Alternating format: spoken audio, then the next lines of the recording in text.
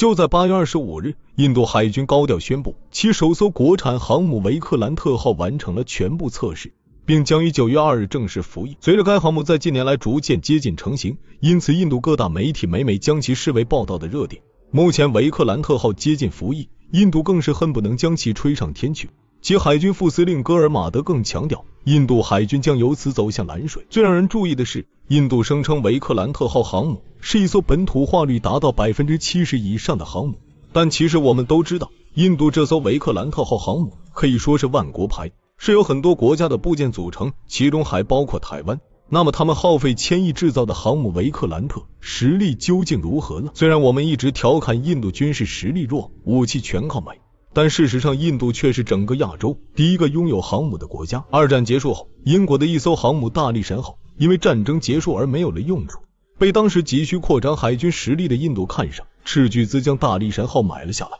印度将大力神号运回国内后，对它进行了改造，添加了许多现代化的设备，变成了一艘新的航母，并命名为维克兰特号，并1961正式服役于印度海军。这是印度第一艘航母，也是整个亚洲第一艘航母。虽然这艘航母只是印度购买的，但毕竟是亚洲唯一一艘航母，在整个亚洲还是很有排面和威慑力的，让那时的印度在整个亚洲很是威风了一番。而尝到了甜头的印度，加快了自己向外购买武器的步伐，在1986年又向英国购买了第二艘航母竞技神号。在进行了和大力神号一样的改造后，竞技神号摇身一变成为了维拉特号，而印度也成为了当时亚洲唯一拥有双航母的国家。两艘航母同时服役的壮观场面让印度威风了很久，但随着时间的推移，维克兰特号航母的机体老化严重，各种操作系统落后，整个航母都处在了报废的边缘。然而印度又没有维修的实力，无奈之下只能宣布维克兰特号航母退役。维克拉特航母退役后，印度由双航母变为了单航母，这种巨大的落差让印度海军极为难受，再一次萌生了购买航母的想法。1991年，在经过一番商谈后，印度成功的从俄罗斯那里购买了戈尔什科夫海军上将号航母，印度也再一次成为了双航母国家。此后，每到老旧的航母退役之时，印度便会物色新的航母购买，补上双航母的空缺，将双航母的优势一直保持到了1999年。在临近新世纪的这一年，印度政府终于下定了决心，不再向外购买航母，而是自己研发，要建造一艘完全属于自己的航母。而自主建设航母的计划也被印度称为蓝天卫士计划，并决定将第一艘建造出来的航母命名为维克兰特号，用于纪念印度购买的第一艘航母。而接下建造航母任务的造船厂则是印度最强大最出名的科钦造船厂。印度虽然决定自己建造航母，但航母的建造又哪是那么容易呢？还没有开始建造，便有一个难题摆在了印度官方的面前，那就是印度没有航母的设计图纸，不知道该如何下手。最后还是印度求助意大利，从法国购买了一艘28000吨的防空型航母，以这艘航母为模板，才设计出了属于印度自己的航母图纸。按照印度官方一开始的预想，这艘新维克兰特号航母应该是在2008年左右建成并投入使用的，但印度却再次发动了他们的种族技能磨养工，直到2005年才在科钦造船厂开始切割航母使用的第一块钢板。眼看3年是不可能建造完一艘完整的航母了，印度官方立马改了口风，说2011年维克兰特号航母一定会正式服役。不出意外，印度再次失约了，因为印度官方错误估计了建造航母所需要的钢材，等航母修建到一半时材料不够了，印度官方又连忙生产和进口建造航母所需要的特殊钢材。这艘多灾多难的航母直到2015年才正式修建完成。本来大家都以为航母修建完成了，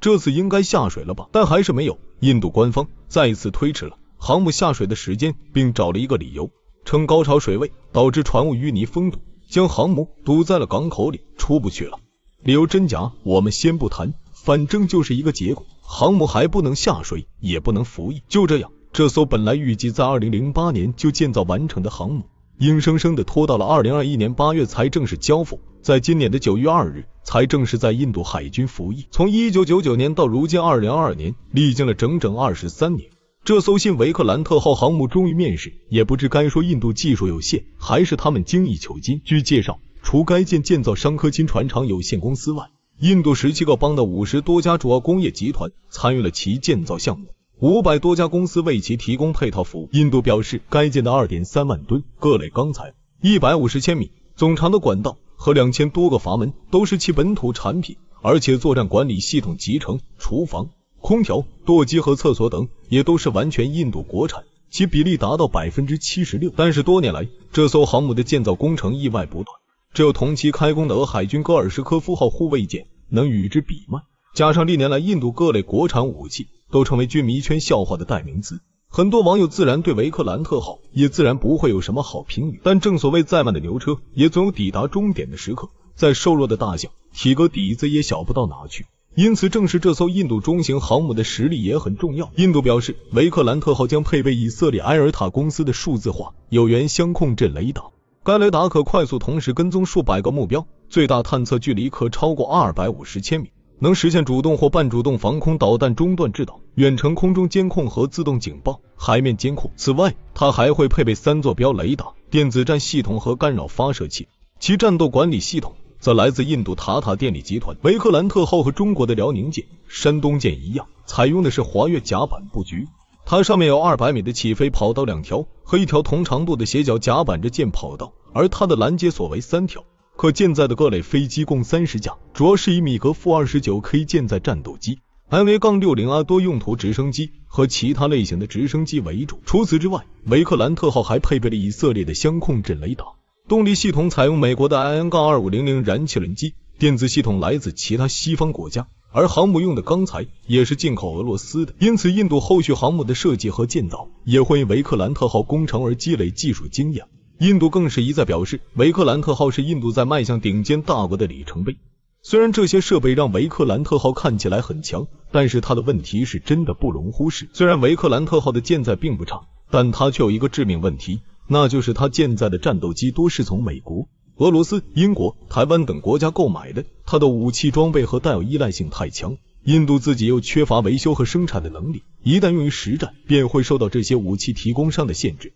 会极大的限制维克兰特航母战斗力的发挥。所以这种大混血时则是工程整合的噩梦，这些技术设备往往无法彼此协调，甚至直接影响到最终的建造施工标准统一，航母整体可靠性都会面临一系列问题。比如维克兰特号航空母舰从建造开始到现在已经经历了3次下水，居然有1次是为了建造其他船舶腾位置，但是令人称奇的是3次下水居然还没建造完，以现在的建造进度估计在2025年都难以服役。而且由于多次下水，印度的航空母舰建造成本已经超过30亿美元，比最初的预算增加了6倍，比直接买成品还贵。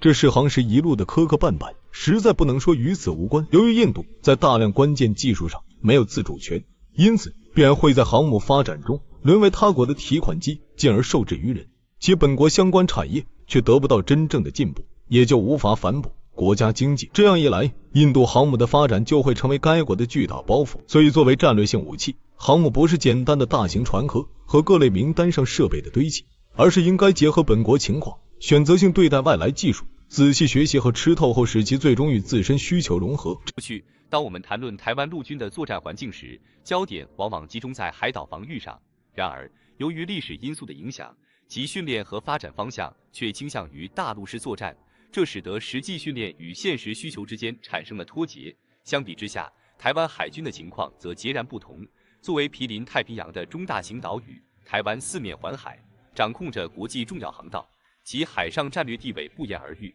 但长期以来，台湾海军一直以发展近岸防卫为目标，未曾深入思考是否应强化海军力量，以捍卫海上生命线，并争取更广阔的战略空间。在这样的背景下，台湾自主研发了沱江级巡逻舰。这款舰艇具备雷达隐身功能，采用独特的穿浪型双体舰设计。沱江级巡逻舰装备了多枚超音速反舰导弹，其航速高达每小时74.08公里，被誉为全球最快的轻型巡逻舰之一，甚至一度被称为航母杀手。其主要作战任务是在获得友军提供的目标位置后，凭借其出色的速度和雷达隐身性能，迅速接近目标，并发射导弹实施攻击。此外，沱江级巡逻舰还配备了先进的对空和对海搜索雷达及感测设备，火力强大，设计理念极为先进。沱江级巡逻舰全长64米，宽14米，整体造型流线型，线条优雅。由于其吃水深度较浅，仅为6米，能够进驻中小型渔港，减少对大型军港的依赖。其满载排水量约为550吨。动力系统采用了2台戴姆勒奔驰公司的20V4000M93L 型柴油引擎，每台输出功率为4300千瓦，同时还配备了4台瑞典生产的 CSU850 型水喷气推进器。值得一提的是，其排烟口设计在外部前侧，并配备了喷水雾装置，有效降低烟尘和热能排放，实现了隐身效果。过去，人们普遍认为海军在反攻计划中的角色主要是运送地面部队进行登陆作战，并封锁敌方港口。在大陆式作战思维下，海军往往被视为辅助力量而非主力。然而，即使台湾已经放弃了对大陆的反攻构想，这种发展方向仍然延续。海军被视为陆地防御的延伸，其主要任务是在敌方发动2栖登陆作战时，协助进行反登陆作战，截击敌方登陆船队，成为攻击最脆弱阶段的关键力量。沱江级巡逻舰采用了较大的长宽比和双体穿浪结构，有效减少了航波阻力，其正常航速超过30节，满载全副武装状态下仍能达到25节，而在没有携带武器时，最大航速更是高达44节，相当于每小时81488公里。在同级别舰艇中堪称迅猛，其续航里程为3700公里。舰内最多可容纳40名船员，包括7名军官、27名士兵及7名额外人员。在武器配备方面，沱江级巡逻舰能同时搭载8枚雄风2型导弹和8枚雄风3型导弹。雄风2型导弹重685公斤，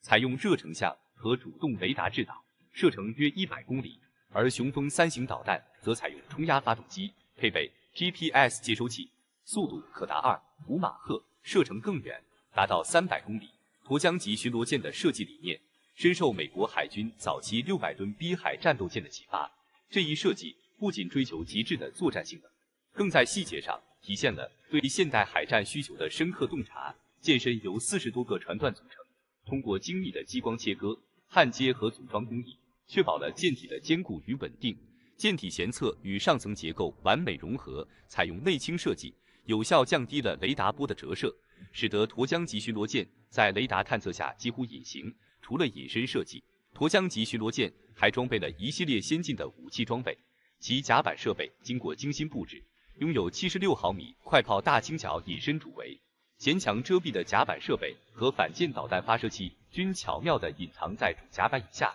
分为左右2个吃水船艇，采用双船体设计。这一设计不仅提高了舰艇的机动性和稳定性，还使其更加难以被敌方探测到。铝合金制造的船体更是降低了被一般磁性水雷吸附的风险。在舰艇后段的上层结构设有小型百叶窗口，为舰艇内部提供了良好的通风和采光。内部左右2侧各配备了一座 Mk32-3反潜鱼雷发射器。这一装备使得沱江级巡逻舰的反潜火力达到了与巡防舰相媲美的水平。然而，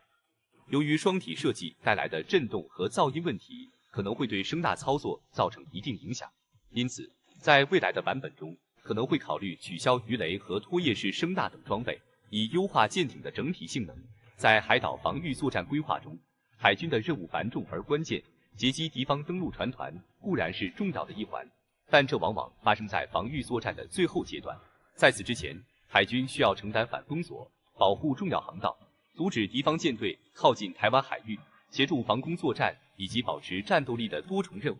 反封锁和保护重要航道的重要性不言而喻。台湾作为一个资源相对匮乏的岛屿，依赖大量进口以满足其资源需求。一旦重要航道被封锁，可能导致社会恐慌和停产。加之台湾推行非核家园政策，多座核电厂陆续停运，电力供应的紧张形势可能进一步加剧。同时，台湾还是出口导向型经济，若外部航线被切断，将对各重要产业造成巨大冲击。因此，敌方可能会采取封锁策略，试图通过削弱台湾的经济实力来逼迫其屈服。而沱江级巡逻舰的出色性能，正是为了应对这一挑战而生。除了引人瞩目的雄风导弹，其副武器系统同样不容小觑。其中，意大利生产的 Otto Brady 76毫米速射炮成为了其重要的火力补充。这款速射炮重量约7500公斤，全长7279米，枪管长度4.72米。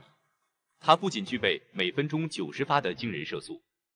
而且有效射程可达9000米，最大射程更是达到20公里。为了融入沱江级巡逻舰的隐身设计理念，这门速射炮经过重新设计，并涂上了隐身涂料，确保在提供强大火力的同时，不暴露自身位置。此外，沱江级巡逻舰的步机系统还包括2挺22 7毫米机枪和2挺 T747 62毫米排用机枪，其中 M2 机枪作为美国军队服役超过100年的重型机枪，以其每分钟450至550发的射速和1830米的有效射程，在战场上发挥着重要作用。而 T747 62毫米排用机枪则以其全自动发射模式和每分钟850发的射速，在近距离作战中展现出了卓越的作战效能。沱江级巡逻舰的主甲板以下部分设计精巧，分为左右2个吃水船艇，采用双船体设计，整个舰体由铝合金打造，轻盈且坚固。更重要的是，这种材料能有效抵御一般磁性水雷的吸附。在电子反制方面，沱江级巡逻舰配备了 ESM 天线和光电感应器，以应对敌方侦测和导弹威胁。当侦测到敌方导弹来袭时，舰上的 TMS 干扰火箭发射器会迅速做出反应。这款由台湾科技研究院研发的干扰器采用内藏式设计，与船体完美融合，共有12具导弹发射器。一旦触发，它能在舰只周围100米范围内释放雷达和红外线干扰源，有效干扰敌方导弹的目标跟踪器。在侦察和搜索方面，沱江级巡逻舰同样表现出色。它配备了3D 空中搜索雷达、飞机搜索雷达和射击空控制雷达等先进设备。这些雷达系统不仅提高了舰只的侦察速度，还确保了其在复杂战场环境下的精确打击能力。当提及沱江级巡逻舰时，让我们先追溯其诞生背后的精彩历程。早在2010年，台湾海军便启动了一项雄心勃勃的训海计划，旨在设计一款新型军舰，以满足海军对于现代化战舰的迫切需求。这一计划中，最为引人注目的便是能搭载8枚雄风3型超音速反舰导弹的军舰设计方案。随着计划的逐步推进，海军开始在全台范围内寻找能够承接这一重大项目的造船厂。经过多轮严谨的评估和筛选，龙德造船厂凭借其卓越的技术实力和丰富的造船经验，最终在2012年脱颖而出，与海军签订了第1艘沱江级战舰的生产合同。同年11月，随着第1块钢板的切割，沱江级的建造工作正式拉开了序幕。经过2年的精心打造，2014年，第1艘沱江级战舰终于顺利完工。同年3月14日，在万众瞩目之下，沱江级的首艘舰艇沱江号举行了盛大的下水典礼。这一刻，标志着台湾海军向现代化迈进的重要一步。随后的5月2日，沱江号进行了试水作业测试，以验证其在海上的实际表现。经过一系列严格的测试后，沱江号在同年11月顺利完成了所有测试项目，展现出了卓越的性能和稳定性。终于，在2014年12月23日这一天，沱江级在13号码头举行了盛大的交付仪式，沱江号正式入列海军舰队，并被命名为沱江军舰。这一时刻不仅是海军舰队的骄傲，更是全体台湾人民的自豪。2015年，沱江号正式举行了成军典礼，型号为 PGG618 的沱江号是为了纪念1958年92海战中立下赫赫战功的同名舰而命名的。在成军典礼上，沱江号首次向外界展示了其卓越的性能。在蔚蓝的海面上，沱江号以41节的航速破浪前进，展现出了强大的机动性和火力。海军舰队指挥部指挥官黄曙光中将在展示后表示，沱江号强调快速机动打击和火力强大，未来将与光华6号导弹快艇以及锦江巡逻舰共同担负台湾近海快速反应部队的任务。在军事现代化的浪潮中，第2艘沱江级巡逻舰塔江号已经正式交付，并加入台湾海军的行列。与首舰沱江号相比，塔江号不仅在战斗力上有了显著提升，更在设计和配置上进行了优化升级。首先，在主甲板的舰内布局上，塔江号进行了精心的调整，两侧的舷墙内各设置了一条通道。这样的设计不仅提升了舰员的行动效率，更在关键时刻增加了中弹时的保护效果，进一步保障了舰员的生命安全。其次，在火力配置上，塔江号也展现出了强大的实力。与沱江号相比，塔江号不仅增加了载弹数量，还加装了一部密集一阵近防炮。这一炮火系统的加入，无疑使得塔江号在面对敌方导弹和炮火攻击时，拥有了更强的自卫和反击能力。台湾海军对于沱江级巡逻舰的未来发展充满了信心。他们表示，未来还将有更多的沱江级巡逻舰服役，并计划在2023年完成6艘的建造任务。这些巡逻舰的加入将进一步增强台湾海军的防御能力，为保卫自身安全、守护海洋权益贡献更大的力量。在台湾的防卫作战中，反封锁能力的重要性不言而喻。它不仅能够维持台湾社会的抵抗意志，还能够为台湾争取到宝贵的外部援助。一旦海上封锁被敌方有效实施，台湾海军的作战和活动范围将受到严重限制，这无疑会对海军的战力保存产生重大影响。此外，阻止敌方舰队靠近台湾海域也是台湾海军的重要任务之一，其目的主要有3个方面：一是防止敌方舰队直接攻击台湾本岛，尤其是那些距离海岸线不远的重要军事基地和设施；二是防止敌方舰队围困重要外岛，如澎湖、东引等战略要地，确保这些外岛在战时的安全；三是通过控制台湾海峡，限制敌方的行动，提升台湾本岛的防御能力。在塔江号的加入下，台湾海军的反封锁和海上防御能力得到了进一步提升。未来，随着更多沱江级巡逻舰的服役，台湾海军将在保卫自身安全的道路上迈出更加坚实的步伐。好了，本期视频到此结束。对于这些信息，我们非常欢迎大家在评论区分享你们的看法和讨论。如果对于本视频的内容有任何补充或不尽完善之处，也请在评论区留言，以便我们进行更新和完善。我是怀宇哥，咱们下期再见。